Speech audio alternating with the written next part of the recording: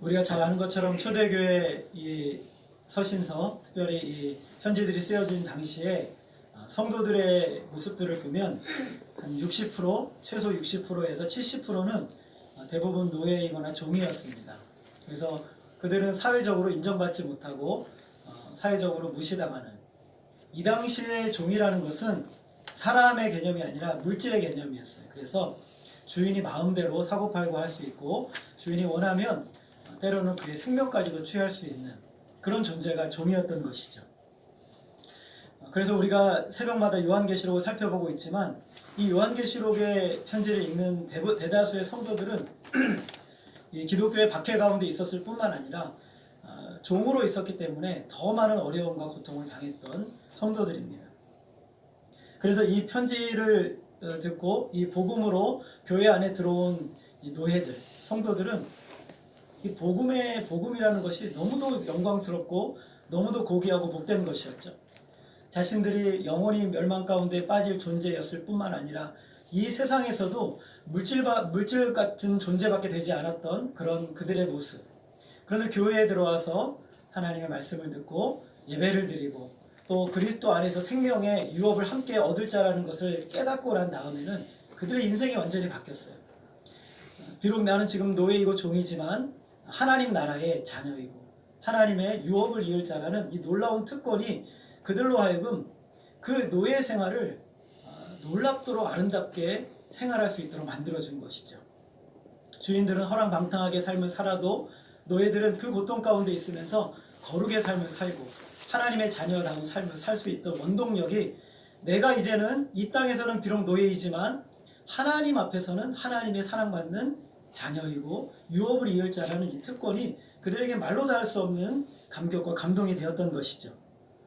그래서 오늘 갈라디아서 이 말씀은 계속해서 반복해서 사도 바울이 이 축복, 하나님이 우리에게 주신 이 아들의 유업을 주신 축복이 얼마나 복되고 귀한 것인지를 반복해서 이야기하고 있어요. 갈라디아에 있던 성도들이 어리석은 유대인들의 그 유혹에 넘어가서 다시 율법으로 돌아가고 다시 자기의 힘으로 뭔가를 이루고자 하는 어리석음으로 돌아가는 그들을 향해서 그것이 아니라는 것이죠. 우리가 예수를 믿어 생명을 얻은 것은 우리의 힘이 아니라 하나님의 전적인 은혜가 우리에게 충만히 부어짐으로 우리가 생명을 얻게 되었다라는 것을 바울이 반복해서 이야기를 하는 거예요. 그래서 사도 바울이 이런 예도 들고 저런 예도 들어 설명을 하는 것이죠. 오늘 우리가 살펴볼 말씀은 지난주에 살펴본 예와 조금 달라요. 지난주에는 로마의 후견인, 특별히 이 몽학선생이라는 초등교사라는 것에 대한 예를 들었는데, 이번에 이 예는 헬라적인 문화 가운데 있는 사람들이에요. 헬라인들의 문화. 이들은 로마와 좀 비슷하지만 약간 달라요. 로마의 문화에 의해서 초등교사 아래로 내려가는 아들은 아예 그 노예와 같이 생활하면서 노예의 집에서 삶을 살지만 이 특별히 오늘 말씀 살펴보는 이거는 좀 다릅니다. 여기서는 어린 시절 내내 이 사람이 자기 집에서 살아요. 자기 집에서 살고 아버지를 대하고 살지만, 그러나 모든 통제를 아버지가 하는 것이 아니라 후견인이 하는 거예요. 역시 후견인. 그래서 그 후견인이 보호를 해주는데 언제까지 보호를 하느냐, 이 아들이 성인이 될 때까지 보호를 해주는 것이죠. 그래서 이 후견인이 이 아들을 계속 관리를 해요. 잘 때나 또 먹을 때나 학교 갈 때나 모든 일들을 이 후견인이 관리를 해주는 것이죠. 언제까지 하냐면 성인이 될 때까지. 그래서 주인의 자기 아버지의 돈을 상속받을 때까지 하는 거예요. 그래서 대부분 이 헬라의 문화에 있어서 이 일을 감당하는 이런 대우를 받는 사람이 누구냐면 첫째 아들이에요. 상속을 누릴 첫째 아들이 대부분 이런 과정을 거치게 되는 것이죠. 그런데 이 아이는 주인의 아버지의 돈을 다 물려받을 아이예요. 그러나 지금은 그렇게 할 수가 없죠. 그래서 만약에 아버지가 일찍 돌아가시게 되면 그에겐 또 누가 있냐면 바로 청지기가 있어요. 청지기는 재산을 관리하는 사람이에요. 그래서 아들이 아직은 어리기 때문에 재산을 관리할 수 없으니까 청지기가 이 재산을 맡아서 관리를 하는 거예요. 그러면 이 한 아들 안에 지금 두 명이 붙어 있는 거예요. 한 사람은 인생의 삶과 예절과 모든 것을 가르치는 후견인이 있고, 또 한 사람은 이 사람이 재산을 온전히 쓸 수 있을 때까지 도와주는 청지기가 있는 것이죠. 그래서 이 두 사람이 이 아들을 부를 때 뭐라고 불렀냐면 어린 주인이라고 불렀어요. 주인은 맞는데 그러나 아직은 관리할 수 없으면 어린 주인이라고 그랬어요. 근데 또 하나 중요한 여기에서 헬라의 어떤 시민 법이 나오는데 뭐냐면 아버지가 이 후견인 아래에 있을 수 있는 기간을 정할 수가 있어요. 보통은 성인이 한 15살쯤 되면 성인이 되는데 문제는 이 아이들이 부모의 돈을 그 많은 돈을 다 받고 나니까 어떻게 됩니까? 망나니가 되는 거예요. 술에 취하고 때로는 마약에 취하고 여자에 취해서 이 돈을 허랑방탕하게 써버리는 거예요. 어린아이에게 아직도 어리잖아요. 이 아이에게 큰 돈이 주어지니까 그것이 권세인 줄 알고 마음껏 쓰게 되는 것이죠. 그래서 부모가 보고 있다가 안 되겠다 싶으면 부모가 법원으로 가요. 법원으로 가서 내가 이 아이가 후견인 아래에 있을 기간을 15살이 아니라 20살까지로 늘리겠습니다 라고 하면 이 아이는 20살까지는 여전히 종 아래에 있는 거예요. 후견인 아래에 있는 거예요. 그것을 누가 정하냐면 부모가 정하는 거예요.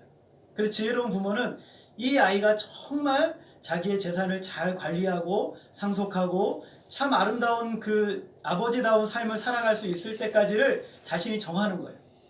이것은 아버지의 권한 안에 있는 것이죠. 이것이 바로 1절부터 3절까지의 내용의 말씀이에요. 자, 이런 제도 아래에서 어린 주인은 가끔 아들보다는 자기가 종이라는 생각이 드는 거예요. 왜냐하면 후견인이 이 자기의 아들처럼 이 아이를 함부로 대하기도 하고 마음껏 대하는 것이죠. 그래서 그런데 이 모든 것은 누구를 위한 것이냐면 어린 주인을 위한 것이에요. 어린 주인이 잘 자라서 20세 이후에 남은 인생을 정말 아름답게 참 복되게 살아갈 수 있도록 하기 위하여 아버지와 후견인 사이에 약속이 있는 거죠. 그래서 이것을 이렇게 주신 거예요. 자, 그럼 율법이 무엇이냐? 이거예요. 하나님과 율법이 약속을 한 거예요. 그래서 하나님의 자녀들이 율법 이후에 예수 믿은 이후에 참 아름답고 복된 거룩한 삶을 살아갈 수 있도록 하나님이 율법을 통해 약속을 하신 거예요. 그래서 언제까지냐면 예수님이 오시기 전까지. 예수님이 오시기 전까지 이렇게 율법을 통해서 이들을 양육하고 훈련하고 하는 거예요. 어디로 인도하냐면 예수 그리스도에게까지 인도하는 그 과정까지만 율법이 통용이 되는 거예요. 자, 그래서 3절의 말씀에 보게 되면 이렇게 말하고 있어요. 이와 같이 우리도 어렸을 때라고 얘기하고 있어요. 이 어렸을 때는 나이가 어린 때를 얘기하는 것이 아니라 우리가 예수님을 만나지 못하였을 때를 얘기하는 거예요. 그래서 세상의 종노릇하고 율법에 매여 있고 자기의 의와 자기 자랑과 세상의 모든 것으로 우리의 인생이 하나의 어떤 존재 자체가 되어 있을 때를 이야기하는 것이죠. 그래서 욕망과 욕심의 종이 되고 죽음과 이 세상의 종이 되어 있어서 끝없이 자기 사랑에 빠져버리는 이런 세상의 종이 되어 있는 상태. 이런 상태를 바로 어린아이, 우리도 어렸을 때라고 사도 바울이 얘기를 하는 거예요. 자, 그런데 그렇게 어린아이에 있다가 갑자기 변화가 이루어져요. 우리 4절 말씀 같이 한번 읽어볼까요? 시작. 때가 참에 하나님이 그 아들을 보내사 여자에게서 나게 하시고 율법 아래에 나게 하신 것은, 자, 때가 참에라고 되어 있는데 원래 원문에는 때가 참에 앞에 그러나라는 단어가 있어요. 그러나. 그러니까 앞에까지는 어린아이, 어린 주인과 같은 그런 모습으로 있다가 그러나 때가 되네. 여러분, 제가 앞에서 말씀드렸죠? 주인 아버지가 얼마든지 그 기간을 정할 수 있다는 거예요. 여러분, 이 세상의 모든 기간은 다 하나님의 손에 달려있어요. 그래서 우리가 인간적으로 생각하기에는 이때가 하나님의 때였으면 좋겠다라고 생각하지만, 그러나 하나님은 그렇게 일하지 않으세요. 하나님은 완벽한 때가 이루어질 때까지 항상 기다리세요. 그래서 인생의 예수님 전과 예수님 후가 달라요. 그러므로 여러분 성경을 읽다 보면 그러나 라는 단어가 나오면 이것이 예수님 이전과 예수님 이후구나 라는 것을 이해할 수가 있는 거예요. 우리가 로마서 1장부터 3장 중반까지 보게 되면 죄 아래에 있는 사람들의 모습을 이야기를 하고 3장 21절에 그러나 이렇게 말하면서 뭐라고 말씀하시냐면 이제는 율법 외에 한 의가 나타났다라고 얘기하고 있어요. 이전까지는 율법에 매여 있는 삶이었다면 그러나 이제는 율법 외에 하나님의 한 의가 나타났었는데 그게 무엇이냐면 예수 그리스도로 말미암아 믿음으로 말미암는 의가 나타났다는 거예요. 이렇게 새로운 시대를 표현합니다. 에베소서 2장에도 보게 되면 저와 여러분이 죄 아래에 있을 때는 허물과 죄로 죽었다라고 표현하고 있어요. 그렇게 죽어있던 우리의 삶에 2장 4절에 보게 되면 긍휼에 풍성하신 하나님이 우리를 사랑하신 그 큰 사랑을 인하여 허물과 죄로 죽었던 우리를 그리스도와 함께 하면서 세 가지 단어로 표현하고 있어요. 세 가지 단어가 뭐냐면 살리셨다, 일으키셨다, 그리고 앉히셨다라고 표현하고 있어요. 여러분, 살리셨다, 일으키셨다, 앉히셨다는 전부 다 예수님에게 해당되는 거예요. 하나님께서 십자가에 못 박혀 죽으신 예수님을 살려내셨죠. 그리고 무덤에 누워있는 예수님을 일으키셨어요. 그리고 예수님은 부활하신 후에 40일 동안 제자들과 함께 있다가 하늘로 올라가 하나님 보좌 우편에 앉으셨죠. 자, 그래서 우리 예수 믿는 사람들을 표현할 때 이 세 가지 단어로 똑같이 표현하고 있는 거예요. 우리를 살리셨고, 그리고 일으키셨고, 앉히셨다라고 표현하는 거예요. 이전에는 허물과 죄로 죽어 있었어요. 완전히 죽어서 아무 의미 없는 우리의 인생인데 하나님이 예수 그리스도의 십자가로 말미암아 우리를 살려내셨어요. 어떻게 살려내셨어요? 하나님의 생명을 우리에게 넣어주신 거예요. 하나님의 생명을 우리에게 부어주셨어요. 저는 이 생각만 하면 너무나 감동적이죠. 우리가 살아가는데 우리의 생명이 있는데 얼마나 제한적이에요. 제가 여러분 호스피스 병원 요즘은 못 나가지만 그분들을 보면 참 안타깝고 힘든 것이 있어요. 예수를 잘 믿어도 우리가 무엇이냐면 이 육신의 생명이 전부인 것처럼 생각하는 경향이 있어요. 우리는 그럴 수밖에 없죠. 그게 우리의 현실이에요. 그런데 하나님은 이 육신의 제한된 생명이 아니라 영원히 사는 영원한 생명을 우리에게 주시고자 하신 것이 하나님의 목표였어요. 근데 그것은 인간의 힘으로는 얻을 수 없죠. 그래서 예수님의 십자가의 죽으심으로 하나님이 자기의 생명을 우리에게 주셔서 우리를 살리셨어요. 그리고 무덤에 누워있는 것 같은 우리를 어떻게 하셨어요? 일으키신 거예요. 거기서 무덤에서 일으키신 거예요. 그리고 예수님께서 하나님 보좌 우편에 앉으신 것처럼 우리도 어디에 앉아 있는 거예요? 하나님 나라에 앉아 있는 거예요. 그게 바로 우리의 실존적인 모습이라고. 그래서 이 세 가지 단어를 부정과거라는 시제를 쓰고 있어요. 이미 이루어졌다, 이미 되었다라는 거예요. 이것이 우리에게 참 중요한 진리예요. 여러분, 이 사실을 믿으십니까? 이 사실이 정말 믿어져야 되는 거예요. 이것이 우리에게 있어서 너무 중요한 거예요. 이것을 우리가 알지 못하면 우리가 정말 신앙생활을 제대로 하고 있는 것이 아니죠. 하나님이 나를 생명 주셔 살리셨고, 나를 무덤에 죽은 자와 같은 우리를 일으키셨고, 내가 지금 비록 이 세상에서 참 고통과 고난과 어려움을 살고 있지만 나의 영원한 생명은 이미 하늘 보좌에 앉혀 있다라는 이 사실을 믿는 것, 이것이 바로 오늘을 우리가 살아가는 믿음의 삶인 것이에요. 이것이 없으면 우리가 오늘을 살 수가 없는 것이죠. 그런데 하나님께서 이렇게 하신 거예요. 하나님께서 성육신 하심으로 이것이 이루어졌어요. 그래서 오늘 사도 바울은 그것을 때가 참에라고 표현하는 거예요. 때가 참에. 이전까지는 이런 것이 없었는데 우리 주님이 하나님이 정확한 때에 이것을 이루셨다라는 거예요. 하나님은 아까도 말씀드렸던 것처럼 모든 것을 하나님 때가 차야 이루어지세요. 모든 것이 완전하고 완벽할 때 하나님은 일하세요. 우리가 볼 때는 바로 지금이 그때인 것 같아요.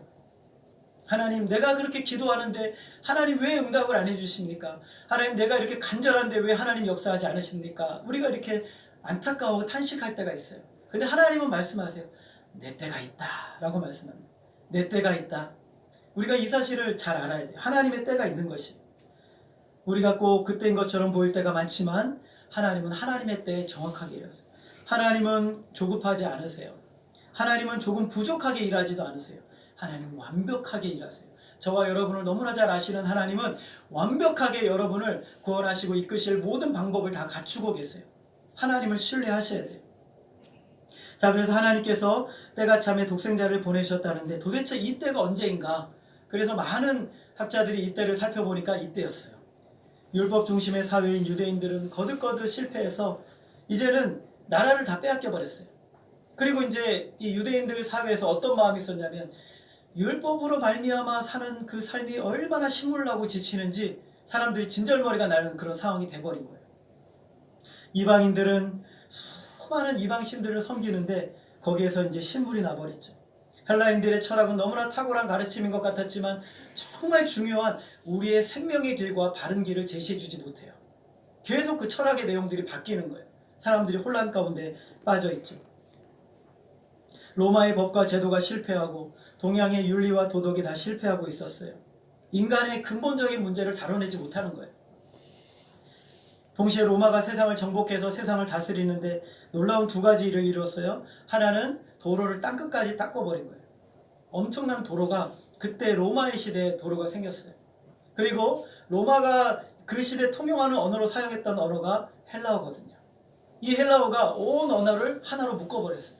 그래서 복음이 전해지기 너무 쉬운 상황을 만들었죠. 거기에다가 로마가 강력한 권력을 가지고 치안을 완전하게 만들어버렸어요. 그래서 하나님 얼마든지 예수님께서 길거리 다니면서 복음을 전하실 수 있도록 이 모든 과정들을 만들어 주신 것이죠. 이처럼 하나님의 때가 무르익었을 때 하나님은 놀라운 일을 시작하세요. 그 첫 번째가 바로 하나님의 아들을 율법 아래 여자에게서 나게 하셨다라고 말씀하는 거예요. 하나님은 이 세상에 새로운 시대를 열기 위해서 하늘에서 일꾼들 중에서 괜찮은 사람들 뽑아낸 게 아니에요. 천사들 중에서 좀 괜찮은 사람 뽑아가지고 이 땅에 보내신 것이 아니에요. 그런 것들은 얼마든지 대체 가능한 거예요. 그런데 하나님은 전혀 대체할 수 없는 유일무이한 하나님의 하나뿐인 독생자 예수 그리스도를 여자에게서 나게 하셨다라고 말씀하고 있는 거예요. 4절에 보면 때가 참에 하나님이 그 아들을 보내사 여자에게서 나게 하시고 율법 아래에 나게 하신 것은, 사도 바울이 지금 여기서 여자에게서 나게 하셨다는 것은 예수님이 정말 인간이 되셨다라는 것을 강조하고자 하는 거예요. 하나님은 이 땅에 당신의 하나밖에 없는 대체할 수 없는 아들을 보내주셨어요. 이유가 무엇이에요? 도대체 왜 하나뿐인 아들을 이 땅에 보내셨을까? 이유는 단 하나예요. 하나님이 사람을 사랑하셨기 때문에. 하나님이 우리를 사랑하셨기 때문에. 그 이유 하나밖에 없어요. 하나님이 저와 여러분을 사랑하셨어요. 하나님이 우리를 사랑하신다는 것은 정말 알기는 아는데, 우리가 조금만 어려우면, 조금만 인생에 문제가 생기면 하나님이 정말 나를 사랑하시는가 우리는 의심하게 돼요. 하나님이 정말 우리를 사랑하시는가? 여러분, 실패하면 하나님이 우리를 사랑하지 않으시는 걸까? 우리가 인생에서 좌절하고 낙심하면 하나님 우리를 사랑하지 않으시는가? 우리가 인생에서 잘못된 결정을 하게 되면 하나님이 우리를 사랑하지 않으시는가? 우리가 인생에서 정말 큰 실수와 죄를 범하면 하나님이 우리를 사랑하지 않으시는가? 절대 아니죠. 하나님은 끝까지 우리를 사랑하세요. 하나님은 그 사랑을 절대로 철회하지 않으세요. 하나님이 세상을 이처럼 사랑하사 독생자를 보내셨으니, 하나님의 사랑이 우리에게 이렇게 나타난 바 되었으니 하나님이 자기의 독생자를 세상에 보내심은 그로 말미암아 우리를 살리려 하심이라. 사랑은 여기 있으니 우리가 하나님을 사랑하는 것이 아니요 하나님이 우리를 사랑하사 우리 죄를 속하기 위하여 화목제물로 그 아들을 보내셨습니다. 하나님이 내가 이만큼 너희를 사랑한다라는 것을 보여주기 위해서 하나뿐인 독생자 예수 그리스도를 보내어 주셨어요. 그러면서 내가 너를 이만큼 사랑한다라고 열어주신 것이죠. 어떤 모습으로 보내주셨어요? 여자에게서 나게 하시고, 하나님의 아들이 오셨는데 멋진 말과 마차를 타고 굉장히 호의호식하면서 아름다운 모습으로 오신 것이 아니라 가난한 한 가정, 가난한 가정에, 그것도 아기 누울 구유도 없는 그곳에서 예수님이 태어나게 하셨다라는 것. 만약에 여러분이 귀한 아들이 있는데, 우리 김민재 집사님에게는 독자 아들이 있잖아요. 이 아들이, 김민재 집사님 우리나라의 왕이라고 한번 생각을 해보세요. 우리나라의 왕, 우리나라 왕제도가 없지만 왕이에요. 무소불위의 권능을 가지신 거죠. 근데 이 아들을 저기 전라남도 해남에 잠깐 파송을 보냈어요. 그럼 이 아들을 보냈는데 어떻게 보낼까요? 그냥 보내요? 호위무사들 보내고, 그리고 마차 보내고, 앞뒤를 따르는 수많은 행렬을 보내서 옷도 진짜 왕자다운 옷을 보내고, 그 주변에 얼마나 많은 사람들 함께 딸려 보내겠어요. 왜 그렇게 보냅니까? 아들을 보호해야 되니까, 아들을 존중받도록 해야 되니까, 사람들이 아들을 인정하도록 해야 되니까. 하나님이 그럼 아들을, 이 땅에 만왕의 왕이시며 온 우주의 왕이신 하나님이 아들을 보내시면 사람들이 아들 대우를 받도록 보내셔야 되는데, 사람들이 아들을 사랑하도록 보내야 되는데, 사람들이 아들을 인정하도록 보내야 되는데, 아무도 사랑하지도 않고 아무도 인정하지 않고 모두가 무시하는 존재로서 아들을 이 땅에 보내셨다는 것은, 왜 그렇게 보내셨어요? 우리를 사랑하셨기 때문에. 아들보다 우리를 더 사랑하셨기 때문에 하나님은 아들을 그렇게 우리에게 보내주신 거예요. 온 우주의 왕이신 하나님이 그 초라하게 아들을 보내셔서, 이사야서 53장에 보게 되면 그 아들이 얼마나 초라한지, 피골이 상접한 표정, 정말 얼마나 초라한 모습으로 그 아들을 보내셨는지. 어쩌면 아버지가 아들을 그렇게 대우할 수가 있습니까? 근데 아들을 그렇게 대우하신 목적은 우리를 사랑하시는 것이죠. 어떻게 하나님이 아들을 보내셨는데 비천한 우리와 똑같을 수 있는가? 누가 믿지 못했어요? 유대인들이 못 믿은 거예요. 아니 어떻게 하나님이 아들을 보내셨다고 하는데 어떻게 우리와 똑같을 수 있는가? 어떻게 우리보다도 초라할 수 있는가? 어쩌면 저렇게 비천해 보일 수 있는가? 유대인들이 받아들일 수가 없던 거예요. 하나님이 우리를 사랑하셔서 아들을 보내셨는데 우리 모습 그대로 목수의 아들로 이 땅에 보내셨어요. 여러분 이게 믿어진다는 게 기적이에요. 여러분 이 사실을 믿으십니까? 여러분 이것이 기적이에요. 이것이 기적이에요. 성경은 2000년 동안 변함없이 이야기를 했어요. 우리를 사랑하셔서 아들을 보내셨는데 그 아들을 여자의 배를 빌어서 아들을 낳게 하시고 초라하고 비참하고 목수의 아들로 30년을 살게 하시고 아무 이름도 없이 빛도 없이 살게 하시다가 3년 공생에 마치시고 십자가에 죽게 하신 것이 하나님의 사랑이에요. 하나님의 말로 표현할 수 없는 사랑이에요. 예수님이 여자에게 나셨을 뿐만 아니라 율법 아래에 나셨어요. 율법이 하는 일은 끊임없이 요구하고 끝없이 가르쳐요. 그리고 율법을 지키지 못하면 계속 정죄하는 거예요. 여러분 율법을 누가 주셨습니까? 하나님이 주셨죠. 하나님이 주셨는데 하나님이 그 율법 아래로 들어간 거예요. 하나님이 율법을 주셨는데 하나님이 그 율법 아래로 들어간 거예요. 그래서 율법이 너 이거 해라 하니까 예수님이 예 알겠습니다 하고 율법을 다 지켜버리신 거예요. 예수님이 율법을 다 지키신 거예요. 모태로부터 태어나서 어떤 사람도 율법을 단 하나도 완전히 지킨 사람이 세상에 없는데 예수님은 태어나면서부터 율법을 다 순응하시고 그것을 다 받으시고 자신이 직접 율법을 주셨지만 그 율법 안에 자신을 다 내어 맡기신 거예요. 그래서 100% 완벽하게 율법을 다 지키셨어요. 단 하나도 어기지 않으셨어요. 완벽하게 율법의 요구를 다 순종하셨어요. 율법의 법에 따라서 거룩하신 성자 예수님께서 할례를 받으셨어요. 여러분 감동적이지 않아요? 저는 이게 너무 감동적이에요. 하나님께서 자신의 법에 따라서 인간을 정결하게 만들 법에 따라서 할례를 받으셨어요. 그리고 정결 예식을 다 순응하셨어요. 그렇게 하신 거예요. 한 번은 예루살렘에 베드로와 함께 제자들과 함께 올라갔어요. 그런데 그 제사장들이 베드로에게 말해요. 야, 너희 주인은 왜 성전세를 내지 않느냐? 라고 따져요. 베드로가 예수님을 찾아가는데 예수님이 마음을 아세요. 예수님이 묻습니다. 베드로야, 왕이 있는데 왕의 아들에게 세금을 내라고 하는 왕이 있느냐? 그때 베드로가 없지요. 그렇지만 내가 이 법에 순종하기 위해서 세금을 내겠다 하고 베드로를 통해서 성전세를 내게 하세요.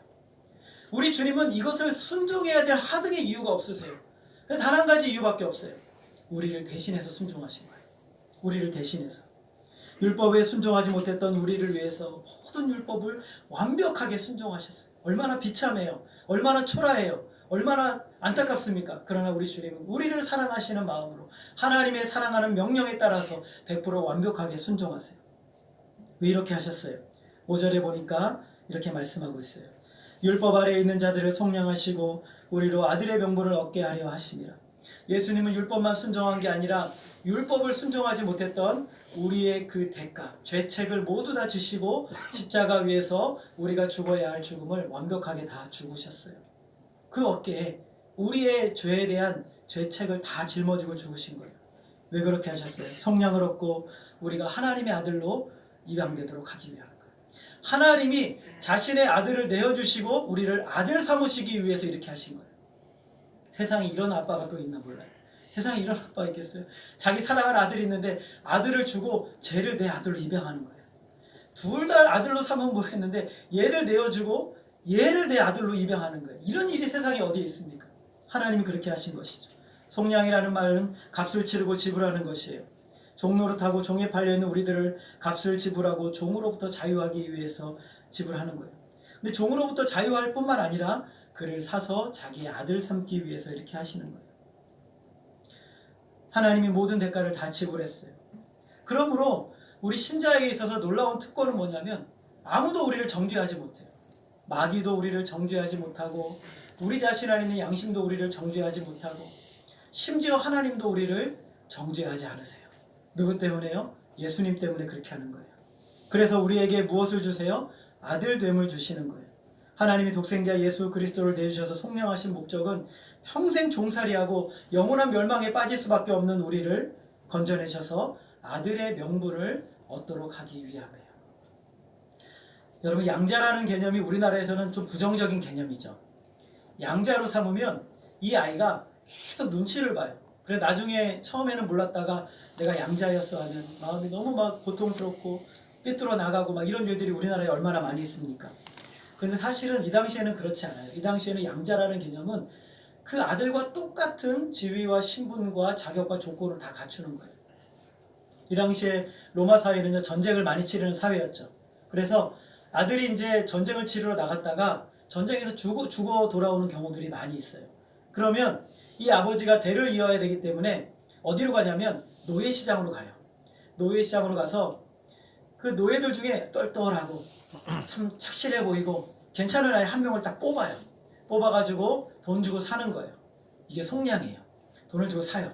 그리고 내가 이 아이를 내 아들 삼겠습니다라고 아들로 입적을 시키는 거예요. 그러면 이 아이는요, 방금 전까지 노예였다가 지금 당장 무엇을 얻는 거예요?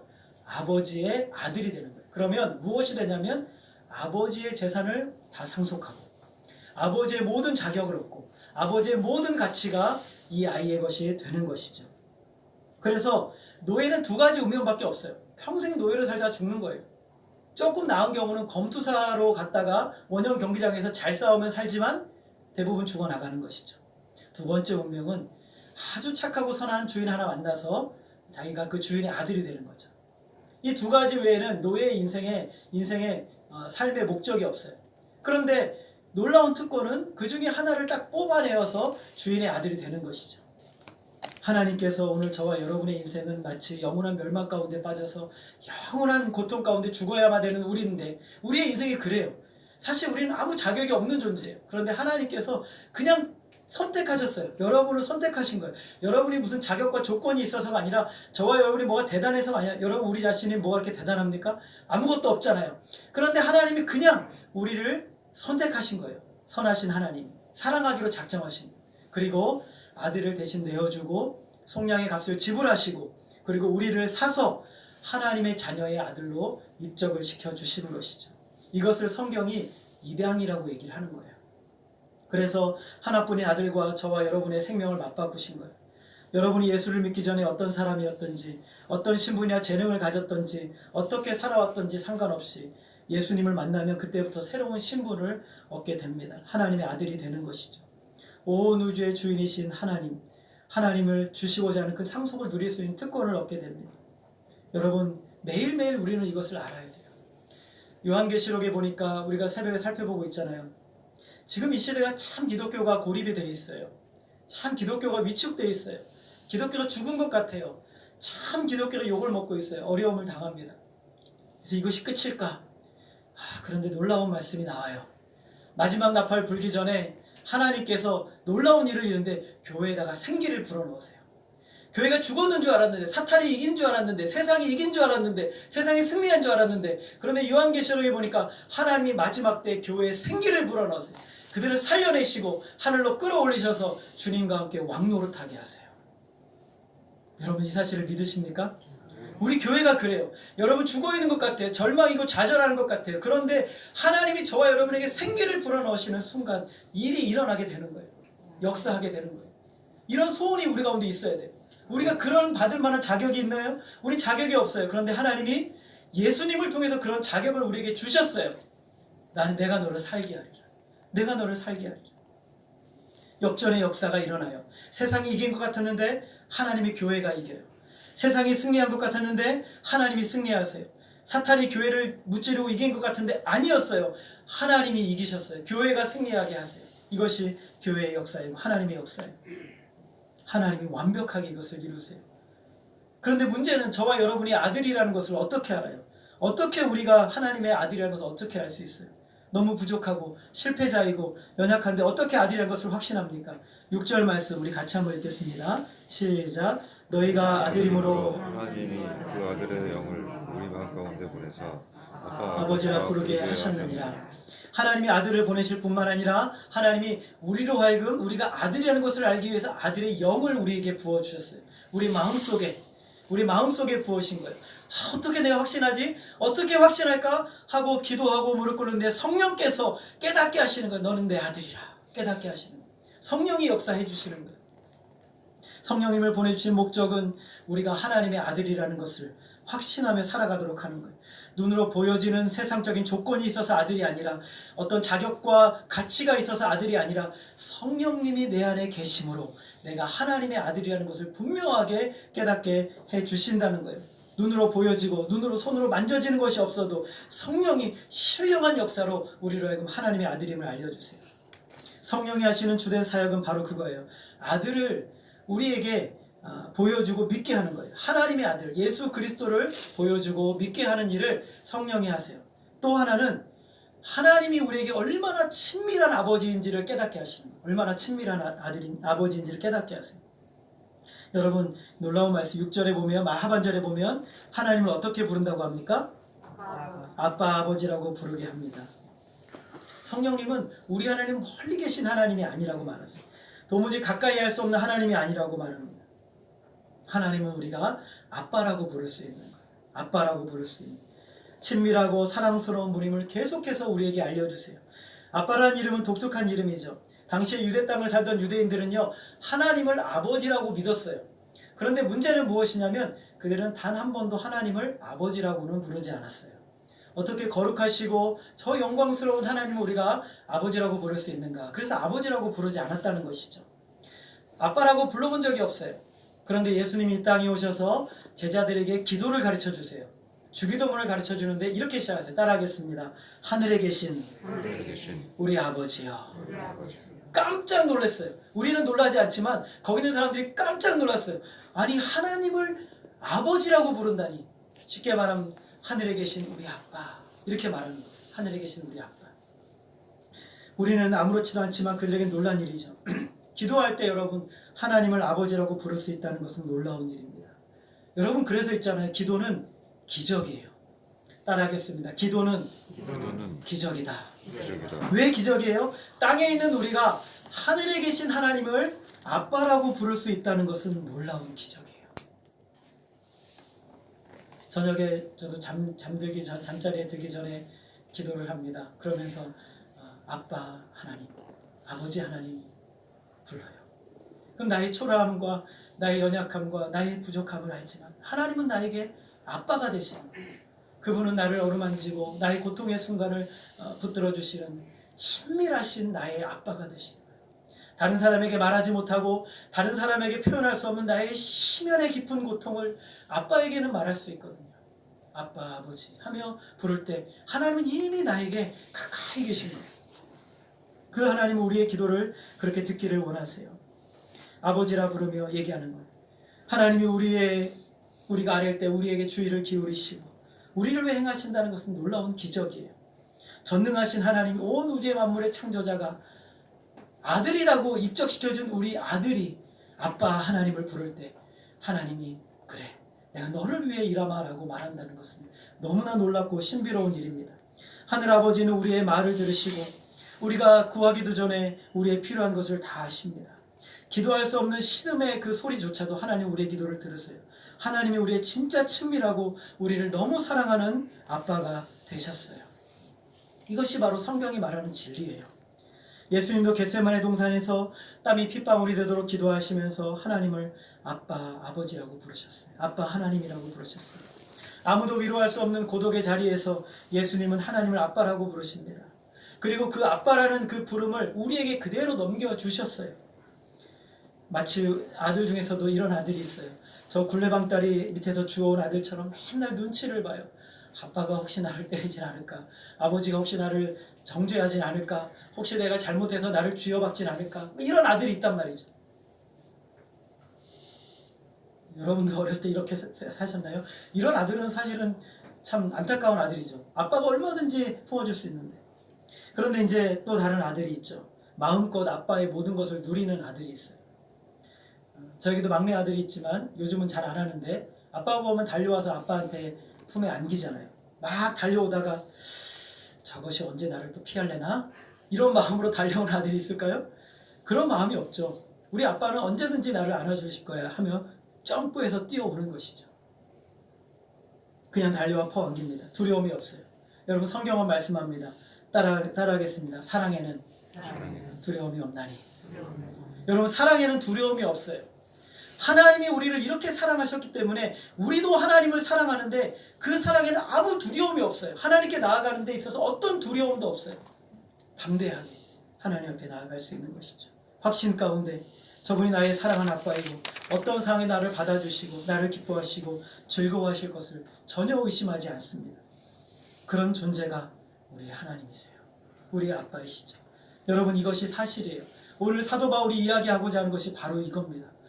하나님이 너희 아빠인데 또다시 노력해서 열심히 율법을 지켜서 너희가 아빠의 아들의 지위를 얻으려고 하느냐? 이미 아들인데, 이미 다 얻었는데, 이미 풍성하게 누리고 있는데 다시 노력하고 열심히 해서 아빠에게 잘 보이려고 하느냐? 아빠를 누려라. 아빠를 사랑해라. 아빠를 즐거워하고 아빠 안에서 충만함을 누려라 라고 사도 바울이 우리에게 요청하고 있어요. 우리가 갈라디아서를 살펴보면서 사도 바울이 했던 말을 또 하고 했던 말을 또 하는 것 같지만 사도 바울은 이 이야기를 하면서 더욱 간절해지는 거예요. 어쩌면 이렇게 모를 수 있지? 어쩌면 이렇게 하나님이 주신 사랑을 모르지? 이전에 아니었으나 이제는 예수님으로 말미암아 하나님이 나의 사랑하는 아버지가 되셨습니다. 여러분, 이 예배는 어떤 순간이에요? 사랑하는 아빠를 만나 마음껏 아빠를 누리는 시간입니다. 여러분의 기도의 골방은 어떠십니까? 그곳은 기적이 일어나는 곳이에요. 여러분, 다시 한번 고백하겠습니다. 기도는 기적이다. 여러분, 여러분의 골방은 기적이 일어나는 곳이에요. 사랑하는 아빠를 만나 마음껏 아빠를 누리는 시간입니다. 여러분, 사랑하는 아빠를 만나서 때로는 하소연을 할 수가 있고, 사랑하는 아빠를 만나서 때로는 여러분의 필요를 간절히 구할 수 있고, 사랑하는 아빠를 만나서 여러분의 미래의 소원함을 아뢰 수가 있는, 그 아빠를 마음껏 누리고 함께 교제할 수 있는 유일한 시간, 기도의 골방을 사모하시기를 바랍니다. 그래서 그 기도의 골방은 나의 탄식과 고통과 간절함과 갈망과 기쁨과 모든 충만이 합쳐져서 아빠에게 마치 향연처럼 올라가는 거예요. 여러분, 요한계시록에 보니까 이 기도는 성도들의 기도, 그것은 바로 향연과 같다라고 말하고 있어요. 여러분, 그것은 사랑하는 내 아버지의 능력과 신실함과 우리를 사랑하시는 그 사랑으로 인해서 이 땅에서 이루어지는 겁니다. 여러분, 언제나 하나님은 여러분을 사랑하십니다. 여러분을 받으시고 환영하시고 더 가까이 친밀하게 하나님 앞으로 나오기를 원하고 계시는 거예요. 여러분, 이 아들의 유업을 저와 여러분이 받았거든요. 그래서 우리는 아빠, 아버지라고 언제든지 부를 수 있는 거예요. 그러면 하나님께서 언제고 달려와 오늘 우리의 기도를 들으시고 오늘 우리에게 하나님을 마음껏 누리며 그 유업을 이 땅에서 누리며 살아가도록 우리를 이끌어 주시는 거예요. 여러분, 참 코로나 시대의 어려움과 고통 가운데 있지 않습니까? 여러분의 인생의 사업과 여러분의 미래에 어떻게 될지 우리는 알지 못해요. 그러나 한 가지 분명한 건 있어요. 하나님이 우리를 사랑하신다는 거예요. 또 한 가지 분명한 사실이 있어요. 이 세상의 모든 미래와 역사는 하나님의 손에 있다는 거예요. 여러분, 이거면 족하지 않습니까? 하나님이 우리를 사랑하시고 이 세상 모든 미래가 하나님의 손에 달려있다면 안심하고 사랑하는 아빠에게 날마다 나아가시는, 그래서 하나님이 주시는 풍성한 위로와 은혜가 저와 여러분의 삶 가운데 더욱 넘쳐나기를 주님의 이름으로 소원합니다. 기도하겠습니다. 하나님 아버지, 우리가 이전에 주님을 알지 못할 때는 얼마나 어리석고 미련한 삶을 살았는지, 그러나 이제 우리 주님 우리에게 찾아오셔서 우리를 대신해서 모든 율법을 다 지키시고, 그리고 우리를 대신해서 십자가 위에서 율법으로 말미암는 모든 죄의 대가를 다 지불하신 놀라운 하나님의 은혜로 인하여 감사를 드립니다. 그것만으로도 부족해서 자유하게 하실 뿐만 아니라 우리를 아들 삼아주신 하나님의 놀라운 은혜로 인하여 감사드립니다. 하나님, 우리가 하나님의 자녀가 되었으므로 이제 마음껏 하나님을 누리고 아빠, 아버지라 부르게 하신 하나님께 진심으로 감사를 드립니다. 이제 우리가 더 이상 세상에서 어려움과 고통과 고난 가운데서 오직 사랑하는 아버지 앞에 날마다 나아가 그 은혜 안에 거할 수 있도록 도와주시고, 하나님과 동행하는 그 기쁨과 감격이 우리 안에 충만하게 넘쳐날 수 있도록 인도하여 주시옵소서. 우리를 이렇게 사랑하신 하나님, 진심으로 감사드리며 하나님께 모든 영광과 존귀가 올려드려지는 우리의 인생이 되게 하여 주옵소서. 감사드리며 예수님의 이름으로 기도하였습니다. 아멘.